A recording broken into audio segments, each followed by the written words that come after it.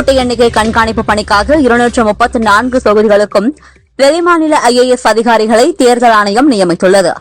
அதிகாரிகள் தங்களுக்கான தொகுதிகளில் வரும் 2ஆம் தேதிக்குள் சென்று பணியில் பொறுப்பேற்க வேண்டும் என்று அறிவுறுத்தப்பட்டுள்ளனர். வாக்கு எண்ணும் மையத்துக்குள் செல்ல QR கோடு அடையாள அட்டை அவசியம் என தேர்தல் ஆணையம் அறிவுறுத்தியுள்ளது. வாக்கு எண்ணிக்கை முகவர்கள் 3 அடுக்கு சோதனைக்கு பிறகே அனுமதிக்கப்படுவார்கள். பிரதமர் மோடி மே 15ஆம் தேதி நெதர்லாந்து செல்கிறார். தொடர்ந்து ஸ்வீடன், நார்வே, இத்தாலி உள்ளிட்ட ஐரோப்பிய நாடுகளுக்கு சுற்றுப்பயணம் மேற்கொள்ள உள்ளார். லடாக் யூனியன் பிரதேச தலைநகர் லே நகருக்கு சென்ற மத்திய உள்துறை அமைச்சர் அமித்ஷாவை ஜான்ஸ்கர் இன மக்கள் பாரம்பரிய நடனமாடி உற்சாகமாக வரவேற்றனர். ஹெலிகாப்டரில் இருந்து ஏவப்பட்ட கப்பல் எதிர்ப்பு ஏவுகணைகளின் சோதனை வெற்றியடைந்ததாக இந்திய பாதுகாப்பு ஆராய்ச்சி மற்றும் மேம்பாட்டு நிறுவனம் தெரிவித்துள்ளது. இதற்கு பாராட்டு தெரிவித்த ராஜ்நாத் சிங், இந்த ஏவுகணை சோதனை வெற்றி பாதுகாப்பு படைகளின் திறன்களை மேலும் மேம்படுத்தும் என்றார். உலகிற்கு இந்தியா என்றாலே இன்ஃபர்மேஷன் டெக்னாலஜி தான் ஞாபகத்திற்கு வரும். ஆனால் பாகிஸ்தான் என்றால் இன்டர்நேஷனல் டெரரிசம் தான் ஞாபகத்திற்கு வரும் என அமைச்சர் ராஜ்நாத் சிங் பேசினார். ஆபரேஷன் சிந்தூரை சொந்த விருப்பத்தின் பேரில் தான் நிறுத்தினோம் என்றார். தொழிலாளர்களின் உண்மை தோழனாக என்றென்றும் திமுக திகழ்ந்திடும் என முதல்வர் ஸ்டாலின் மே தின வாழ்த்து தெரிவித்துள்ளார். உழைப்பு என்பது அரசியல், சமூக பரிணாமத்துக்கு அடிப்படை காரணியாக இருக்கும் உந்து சக்தி என கூறியுள்ளார். உழைப்பில்தான் உடல் வலிமை உறுதி பெறும். உழைப்பு மட்டுமே நம்மை உயர்த்தும் என அதிமுக பொதுச் செயலாளர் பழனிசாமி தொழிலாளர்கள் அனைவருக்கும் மே தின வாழ்த்து தெரிவித்துள்ளார். தென்காசி மாவட்டம் கடையம் அருகே மேற்கு தொடர்ச்சி மலை அடிவாரத்தில் உள்ள அத்திரிகிரி மலையில் தமிழக பாஜக தலைவர் நயினார் நாகேந்திரன் சுவாமி தரிசனம் செய்தார். இத்தலத்தின் அழகை அனைவரும் நேரில் சென்று உணர வேண்டும் என்று கூறியுள்ளார். தாவேகா வேட்பாளர்கள் கூட்டத்தில் பேசிய விஜய், வெற்றி பெற்றவுடன் வேறு எங்கும் சென்று விடாதீர்கள், உடனடியாக பனையூர் அலுவலகம் வாருங்கள், உங்களுக்காக நான் காத்திருப்பேன் என அறிவுரை வழங்கியுள்ளார். நீட் தேர்வு மையங்களில் மோசடி செயல்களில் ஈடுபடும் நபர்களை கண்டறிய AI பயன்படுத்தப்படும். மோசடி செய்பவர்களுக்கு நிரந்தர தடை விதிக்கப்படும் என தேசிய தேர்வு முகமை அறிவித்துள்ளது. வீட்டு சிலிண்டர் முன்பதிவு இடைவெளி நகர்ப்புறங்களில் 25 நாட்களாகவும் கிராமப்புறங்களில் 45 நாட்களாகவும் அதிகரிக்கப்பட்டுள்ள புதிய நடைமுறை நாளை முதல் அமலுக்கு வருகிறது. இதன் மூலம் நிர்ணயிக்கப்பட்ட காலத்திற்கு முன்பாக செய்யப்படும் முன்பதிவுகளை கணினி தானாகவே நிராகரிக்கும். 2026ஆம் ஆண்டுக்கான ICSE 10ஆம் வகுப்பு மற்றும் ISC 12ஆம் வகுப்பு பொதுத் தேர்வு முடிவுகள் வெளியாகியுள்ளன. மாணவர்கள் தேர்வு முடிவுகளை www.cisce.org என்ற இணையதளத்தில் அறிந்து கொள்ளலாம். கிரெடிட் கார்டு பில் செலுத்த தவறுபவர்களுக்கு கடைசி தேதிக்கு பிறகு 3 நாட்கள் வரை அவகாசம் வழங்கும் புதிய விதியை RBI கொண்டு வந்துள்ளது. இந்த சலுகை 2027 ஏப்ரல் 1 முதல் அமலுக்கு வரும் என்றும் தெரிவித்துள்ளது. +2 விடைத்தாள் டிஜிட்டல் மதிப்பீடு பணிகள் தொடர்பாக வெளியான தகவல்கள் அனைத்தும் தவறு. டிஜிட்டல் மதிப்பீட்டில் சிக்கல் இல்லை என CBSE விளக்கம் அளித்துள்ளது. சாத்தான்குளம் தந்தை மகன் கொலை வழக்கில் தூக்கு தண்டனை விதிக்கப்பட்ட குற்றவாளிகள் 9 பேரும் மேல்முறையீட்டு மனு தாக்கல் செய்ய ஹைகோர்ட் மதுரை கிளை கால அவகாசம் கொடுத்துள்ளது. குற்றவாளிகளுக்கான தண்டனையை உறுதிப்படுத்த கோரிய மனுவின் விசாரணை ஜூன் 4ஆம் தேதி ஒத்திவைக்கப்பட்டது. புதுச்சேரியில் கடந்த 2024இல் 9 வயது சிறுமி பாலியல் வன்கொடுமை செய்து கொல்லப்பட்ட வழக்கில் கைதான 19 வயது கருணாஸ் குற்றவாளி என போக்சோ நீதிமன்றம் தீர்ப்பளித்துள்ளது. தண்டனை விவரங்கள் வரும் மே 5ஆம் தேதி அறிவிக்கப்பட உள்ளது. இதே வழக்கில் கைதான விவேகானந்தன் சிறையில் கடந்த ஆண்டு தற்கொலை செய்து கொண்டது குறிப்பிடத்தக்கது. தாவேகா தலைவர் விஜய் விவாகரத்து வழக்கை விசாரித்த செங்கல்பட்டு குடும்ப நல நீதிமன்ற நீதிபதி சசிகலா திடீர் இடமாற்றம் செய்யப்பட்டார். புதிய நீதிபதியாக சுஜாதா நியமிக்கப்பட்டார். மேற்கு வங்கத்தில் மீண்டும் நமது ஆட்சியே அமையும் என அம்மாநில முதல்வர் மம்தா கூறினார். பாஜகவால் கருத்து கணிப்பு வழிநடத்தப்படுகிறது, அதை பற்றி நாம் கவலைப்பட தேவையில்லை எனவும் தெரிவித்தார். பெங்களூருவில் நேற்று திடீரென பெய்த கனமழையால் மருத்துவமனையின் சுற்றுச்சுவர் இடிந்து விழுந்து 7 பேர் இறந்த நிலையில் அங்கு பிற பகுதிகளில் மழையால் மேலும் 3 பேர் இறந்தனர். தமிழகத்தில் மே 4ஆம் தேதி வாக்கு எண்ணிக்கை நடைபெறவுள்ளது. இது தொடர்பான ஏற்பாடுகள் குறித்து காணொலி காட்சி வாயிலாக அனைத்து மாவட்ட தேர்தல் அதிகாரிகளுடன் தமிழக தலைமை தேர்தல் அதிகாரி அர்ச்சனா பட்நாயக் ஆலோசனை நடத்தினார். பெங்களூருவில் அரசு மருத்துவமனை காம்பவுண்ட் சுவர் இடிந்து விழுந்து 7 பேர் உயிரிழந்த சம்பவத்திற்கு ஜனாதிபதி திரௌபதி முர்மு, துணை ஜனாதிபதி CP ராதாகிருஷ்ணன் இரங்கல் தெரிவித்துள்ளனர். பெங்களூருவில் சுவரிடிந்து விழுந்ததால் ஏற்பட்ட விபத்து மிகவும் துயரமானது என பிரதமர் மோடி இரங்கல் தெரிவித்துள்ளார். விபத்தில் உயிரிழந்தவர்களின் குடும்பத்திற்கு ரூபாய் 2 லட்சமும் காயமடைந்தவர்களுக்கு ரூபாய் 50,000 வழங்கப்படும் என அறிவித்துள்ளார். பாகிஸ்தானில் இருந்து துப்பாக்கி உட்பட ஆயுதங்களை கடத்தி வந்து உத்தரப்பிரதேசம் மற்றும் டெல்லியில் விற்பனை செய்தது தொடர்பாக டெல்லியில் 9 பேர் கைது செய்யப்பட்டனர். அவர்களிடம் இருந்து 23 கைத்துப்பாக்கிகள் பறிமுதல் செய்யப்பட்டன. திமுக அரசில் ஊழலுக்கு நோபல் பரிசு கொடுக்க வேண்டுமானால் அது செந்தில் பாலாஜிக்குத்தான் கொடுக்க வேண்டும் என வானதி சீனிவாசன் கூறினார். செந்தில் பாலாஜி செய்த ஊழல்கள் குறித்து விசாரிக்க தனி ஆணையமே அமைக்க வேண்டும் எனவும் அவர் தெரிவித்தார். கருத்து கணிப்புகள் எல்லாம் கருத்து திணிப்புகளாக உள்ளன. 2 லட்சம் வாக்காளர்கள் இருக்கக்கூடிய இடத்தில் வெறும் 200 பேரிடம் கருத்து கணிப்பு எடுப்பது சரியல்ல என அதிமுக எம்பி இன்பதுரை கூறினார். மாணவர்கள் தங்கள் கல்வியை பயன்படுத்தி நாட்டின் முன்னேற்றத்துக்கும் சமூகத்தின் நல்வாழ்வுக்கும் அர்த்தமுள்ள பங்களிப்பை செய்ய வேண்டும் என தமிழக கவர்னர் ராஜேந்திர விஸ்வநாத் அர்லேக்கர் கூறியுள்ளார். சட்டசபை தேர்தலில் திமுகவுக்கான வெற்றி வாய்ப்பு பிரகாசமாக இருக்கிறது. இதில் எங்களுக்கு திடமான நம்பிக்கை இருக்கிறது என அமைச்சர் துரைமுருகன் கூறினார். தொழிலாளர் தினத்தை முன்னிட்டு வாழ்த்து தெரிவித்துள்ள டிடிவி தினகரன், உழைப்பாளர்களின் வாழ்வில் அனைத்து வளமும் நலமும் கிடைத்திட இறைவனை வேண்டுகிறேன் என்றார். ஓட்டு எண்ணிக்கை முடியும் வரை அமைச்சர்கள் மற்றும் திமுக நிர்வாகிகள் கவனமுடன் இருக்க வேண்டும் என முதல்வர் ஸ்டாலின் அறிவுறுத்தியுள்ளார். வரும் 4ஆம் தேதி நடக்கவுள்ள ஓட்டு எண்ணிக்கை நிகழ்வில் இந்தியாவை வியக்கும் அளவிற்கு மிராக்கிள் நடக்கும். உலகமே மிரளும் விதமாக விசில் சத்தம் கேட்கும் என தாவேகா நிர்வாகி செங்கோட்டையன் தெரிவித்துள்ளார். தொழிலாளர்கள் தினத்தை முன்னிட்டு அன்புமணி வாழ்த்து தெரிவித்துள்ளார். சுரண்டல்வாதிகளின் அத்துமீறல்களுக்கு முடிவு கட்டி பாட்டாளிகளுக்கு ஒளிமயமான எதிர்காலம் அமைத்துக் கொடுக்க இந்நாளில் உறுதி ஏற்போம் என்றார். தபால் ஓட்டுகளை எண்ணும் போது வீடியோ ரெக்கார்டிங் செய்ய வேண்டும், ஓட்டு எண்ணிக்கையின் போது கூடுதல் பாதுகாப்பு வழங்க வேண்டும் உள்ளிட்ட கோரிக்கைகளை வலியுறுத்தி தமிழக தலைமை தேர்தல் அதிகாரி அர்ச்சனா பட்நாயக்கிடம் தவேக மனு அளித்துள்ளது. எங்களுக்கு எதிராக எப்போதும் கருத்து திணிப்புகளை முறியடித்தும் உண்மையான கருத்து கணிப்புகள் கூறும் எண்களை கடந்தும் மகத்தான வெற்றிகளை பதிவு செய்வதே அதிமுகவின் வரலாறு. 2011, 2016 வரலாற்றை மீண்டும் படைக்கப் போகிறோம் என அதிமுக தெரிவித்துள்ளது. தமிழகத்தில் தவேக 200 தொகுதிகளுக்கு மேல் வெற்றி பெறும். விஜயின் விசில் புரட்சி தமிழகத்தில் மட்டுமல்ல உலகளவில் தெரியப்போகிறது என தவேக நிர்வாகி செங்கோட்டையன் கூறியுள்ளார். தமிழர்களின் இன ஓர்மையை சிதைக்கும் இலங்கை இனவாத அரசின் சதியை தமிழக மீனவர்கள் ஒன்றுபட்டு முறியடிக்க வேண்டும் என சீமான் வலியுறுத்தியுள்ளார். எத்தனை தேர்தல்கள் நடந்தாலும் பாஜக நுழையவே முடியாத எஃகு கோட்டையாக தமிழகமும் கேரளாவும் இருக்கும். அதற்கு இந்த தேர்தல் விதிவிலக்கு அல்ல என காங்கிரஸ் எம்பி ஜோதிமணி தெரிவித்துள்ளார். திருச்செந்தூர் சுப்பிரமணிய சுவாமி கோயிலில் அதிமுக பொதுச் செயலாளர் எடப்பாடி பழனிசாமியின் மனைவி ராதா மற்றும் மகன் மிதுன்குமார் சுவாமி தரிசனம் செய்தனர். சித்ரா பௌர்ணமியை முன்னிட்டு இன்று முதல் மே 2ஆம் தேதி வரை திருவண்ணாமலைக்கு சிறப்பு ரயில்கள் இயக்கப்படும் என தெற்கு ரயில்வே அறிவித்துள்ளது.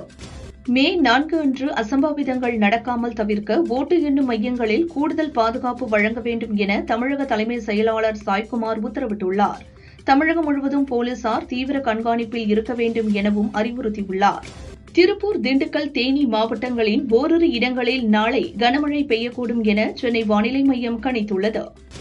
சென்னையில் ஆபரண தங்கத்தின் விலை சவரனுக்கு ரூபாய் 1600 உயர்ந்து ஒரு சவரன் ரூபாய் 1,12,800க்கும், கிராமுக்கு ரூபாய் 200 உயர்ந்து ஒரு கிராம் ரூபாய் 14,100க்கும் விற்பனை செய்யப்படுகிறது. வெள்ளி விலை கிராமுக்கு ரூபாய் 10 உயர்ந்து ரூபாய் 270க்கு விற்பனையாகிறது.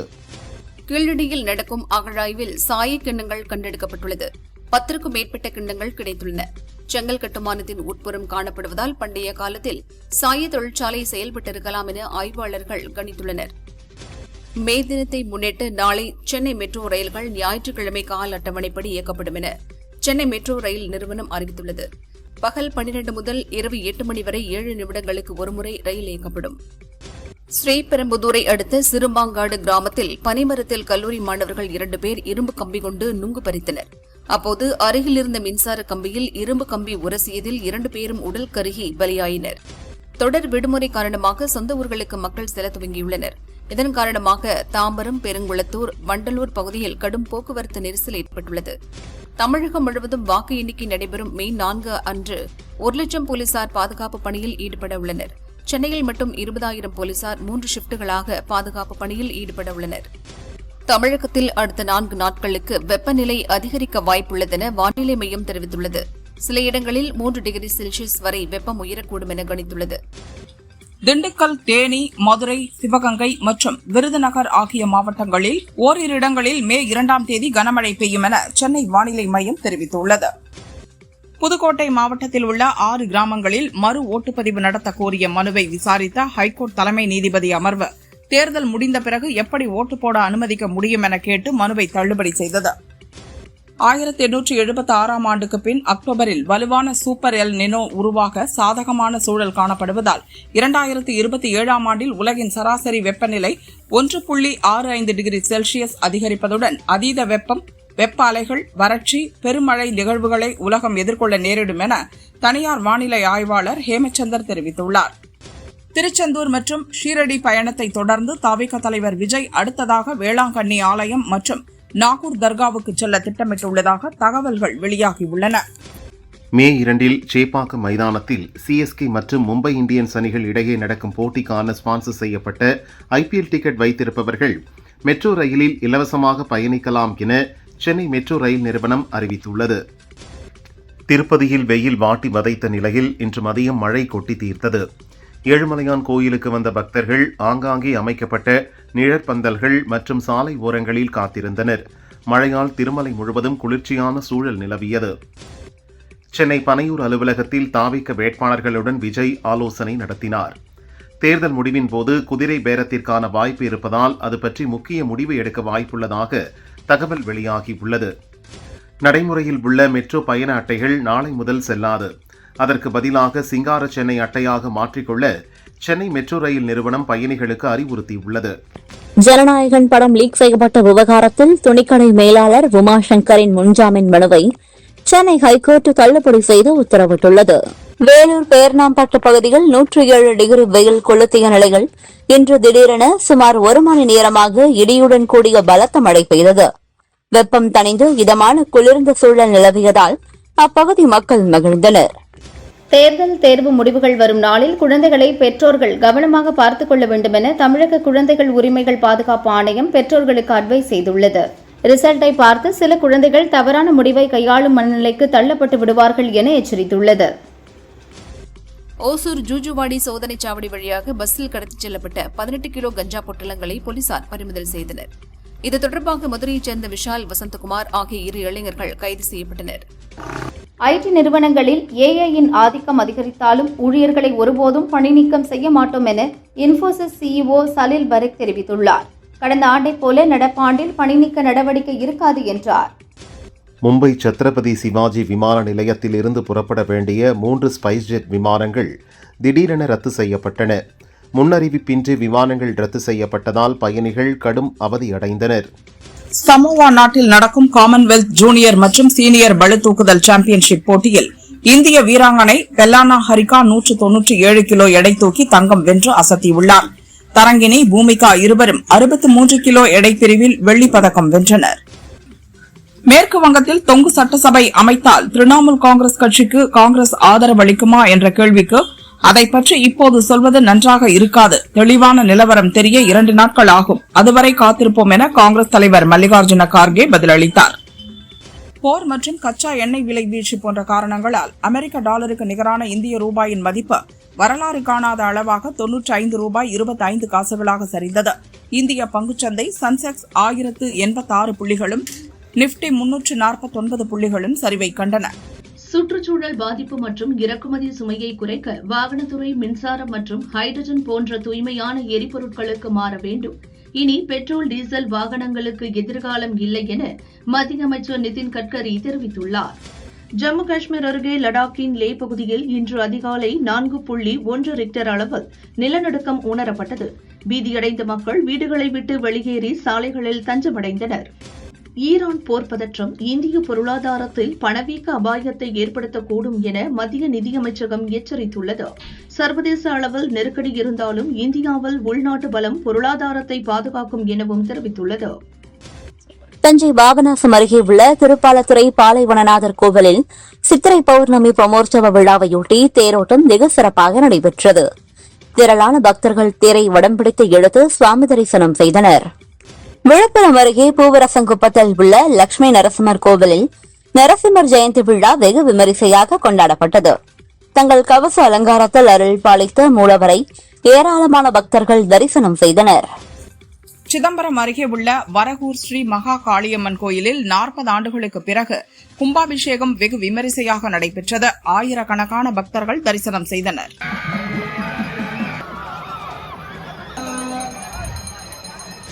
மண்டூக முனிவருக்கு சாப விமோச்சனம் அளிப்பதற்காக மதுரை மாநகருக்குள் கண்டாங்கி பட்டுடுத்தி தங்க பல்லக்கில் வந்தார் கள்ளழகர்.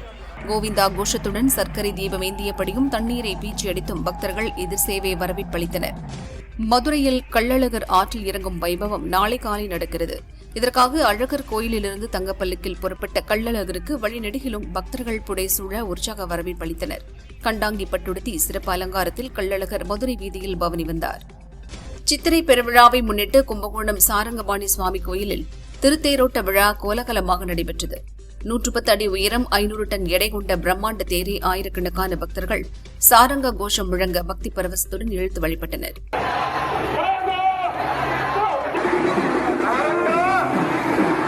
காஞ்சிபுரம் கச்சபேஸ்வரர் கோயிலில் சித்திரை புத்திர உற்சவத்தை முன்னிட்டு தேரோட்டம் நடந்தது. சுந்தராம்பிகை அம்மனுடன் சுவாமி எழுந்தருளி வீதி உலா வந்தார். பக்தர்கள் திரளாக கலந்து கொண்டு தரிசனம் செய்தனர்.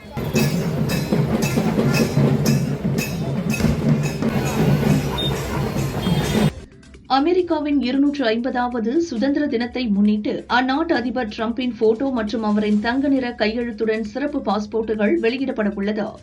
இதற்கு அந்நாட்டின் எதிர்க்கட்சியான ஜனநாயக கட்சி எதிர்ப்பு தெரிவித்துள்ளது. ஃபேஸ்புக், இன்ஸ்டாகிராம் போன்ற சோசியல் மீடியாக்களை 13 வயதிற்கு உட்பட்ட சிறார்கள் பயன்படுத்துவதை மெட்டா நிறுவனம் தடுக்க தவறிவிட்டதாக ஐரோப்பிய கமிஷன் குற்றம் சாட்டியுள்ளது. வங்கதேசத்தில் தட்டம்மை நோய் தீவிரமாக பரவி வருவதால் இந்தியாவுக்கு எல்லை தாண்டிய தொற்று பரவும் அபாயம் இருப்பது குறித்து உலக சுகாதார அமைப்பு எச்சரித்துள்ளது. அணுசக்தி ஒப்பந்தத்தில் ஈரான் கையெழுத்திடும் வரை அந்நாட்டு துறைமுகங்கள் முற்றுகையிடப்படும் என அமெரிக்க அதிபர் டிரம்ப் எச்சரித்துள்ளார். சர்வதேச சந்தையில் கச்சா எண்ணெய் விலை பேரலுக்கு $125 வரை உயர்ந்து புதிய உச்சத்தை அடைந்துள்ளது.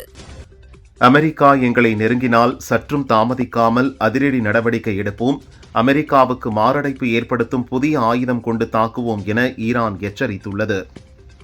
அமெரிக்க அதிபர் டிரம்ப் விடுத்த கோரிக்கையை ஏற்று உக்ரைனுக்கு எதிரான போரை நிறுத்த ரஷ்ய அதிபர் புட்டின் ஒப்புக்கொண்டுள்ளார்.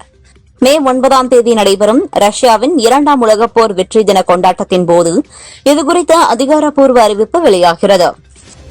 மோசடி, டேட்டா திருட்டு உள்ளிட்ட அபாயங்கள் இருப்பதால் வாட்ஸ்அப் வழியாக வாடிக்கையாளர்களை தொடர்பு கொள்வதை நிறுத்த வேண்டும் என வங்கி, நிதி நிறுவனங்கள் உள்ளிட்டவைக்கு ஐக்கிய அரபு அமீரக மத்திய வங்கி உத்தரவிட்டுள்ளது.